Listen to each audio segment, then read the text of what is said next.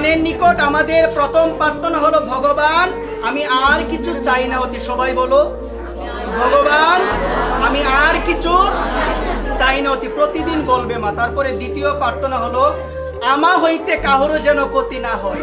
আমা হইতে কাহারও যেন না হয় ক্ষতি। আমা হইতে কাহারও যেন না হয় ক্ষতি। আমি এমন কোনো বাক্য বলবো না, আমি এমন কোনো কাজ করব না, আমি এমন কোনো কথা কাউকে বলবো না যে কথাতে কেউ কষ্ট পায়। আমি এমন কোনো কাজ করব না যে কাজের জন্য অন্য মানুষ কষ্ট পায়। তো এই জায়গার মধ্যে বলছেন, ভগবানের চরণে আমাদের দ্বিতীয় প্রার্থনা হলো, ভগবান আমা হইতে কেউ যেন কোনো আঘাত না পায়, কেউ যেন কোনো কষ্ট না পায়, কারো যেন কোনো ক্ষতি না হয়। একবার প্রেম। তৃতীয় প্রার্থনা হলো, প্রভু গো তোমার চরণে থাকুক অচল ভক্তি। তোমার চরণে থাকুক কি ভক্তি?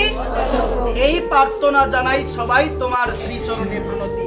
এই প্রার্থনা জানাই সবাই তোমার শ্রীচরণে প্রণতি। কয়টা প্রার্থনার কথা বললাম মা? তিনটা বললাম।